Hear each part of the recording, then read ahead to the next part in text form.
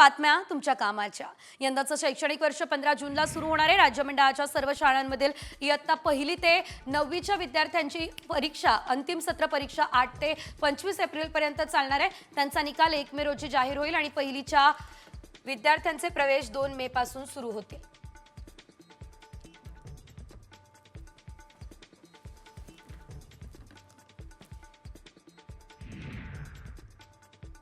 तिकिटांच्या प्रतीक्षा यादीतून आता नागरिकांची सुटका होणार आहे। सर्वांना कन्फर्म तिकीट मिळणार आहे, कारण जितक्या सीट्स तेवढे तिकीट विकणार, ही माहिती रेल्वे मंत्री अश्विनी वैष्णव यांनी दिली आहे।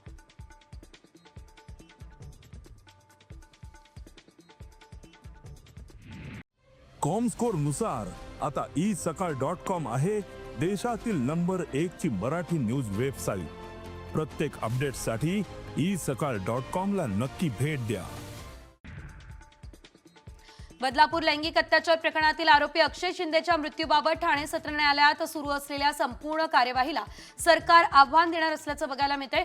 राज्य सरकारने बुधवारी मुंबई उच्च न्यायालयामध्ये तशी माहिती दिली आहे। दंडाधिकारी अहवालामध्ये 24 वर्षीय आरोपी अक्षय शिंदेच्या मृत्यूसाठी 5 पोलिसांना जबाबदार धरण्यात आलेलं आहे।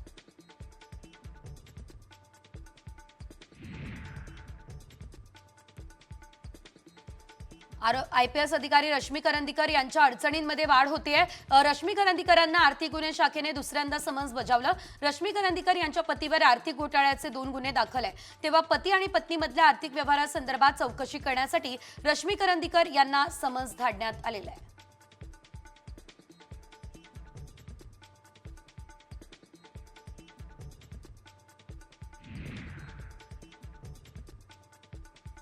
UPI पेमेंट स्वीकारून आता मोठी कमाई करता येणार आहे। 2000 रुपयांपर्यंतच्या UPI व्यवहारांवरती इन्सेंटिव्ह मिळणार आहे। केंद्रीय मंत्रिमंडळाच्या बैठकीत भीम UPI द्वारे आर्थिक देवाणघेवाण करण्यास प्रोत्साहन या योजनेला मंजुरी देण्यात आलेली आहे।